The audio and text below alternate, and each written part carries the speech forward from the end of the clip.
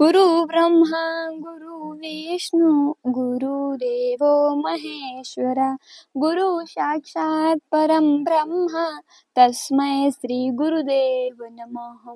આપ સર્વેને ઉર્વી આહિરના જય શ્રી કૃષ્ણ। મિત્રો, આજે જ્યારે ગુરુ પૂર્ણિમાનો દિવસ છે ત્યારે મારે થોડા શબ્દો ગુરુ માટે કહેવા છે। આપણા પૌરાણિક ઇતિહાસ પ્રમાણે સૌપ્રથમ વેદવ્યાસજીનું પૂજન ભેમીચારણમાં વસતા એક સૈનિક ઋષિએ કર્યું હતું।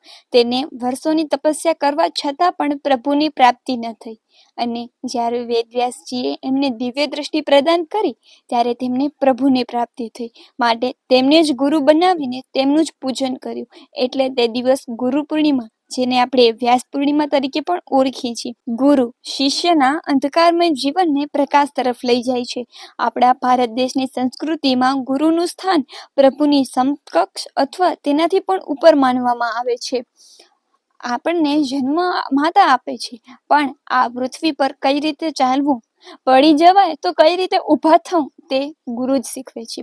મહાપુરુષોએ પણ પ્રાપ્ત કરેલા જ્ઞાન પાછળ ગુરુનો જ ફાળો છે। અરે મહાપુરુષો તો શું, આપણા સૌના તારણહાર શ્રી કૃષ્ણના સાનિપન્ય ઋષિ ગુરુ હતા। ભગવાન શ્રી રામચંદ્રજીને પણ વિશ્વામિત્ર ગુરુ હતા। જીવનમાં કોઈ પણ ક્ષેત્રમાં પ્રગતિ કરવા માટે ગુરુની જરૂર તો પડે જ છે।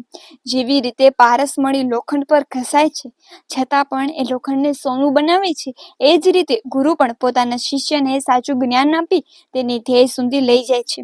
આ જીવનરૂપી મહાસાગરમાં હાલક ડુલક થતી આપણી જીવન નૈયાને સ્થિર કરવાનું કામ ગુરુરૂપી નાયક જ કરે છે। જે રીતે બગીચાના ફૂલનો ઉછેર માટે એક માલીની જરૂર પડે છે ને, તેવી જ રીતે આપણા જીવનના વિકાસ માટે ગુરુની જરૂર પડે છે।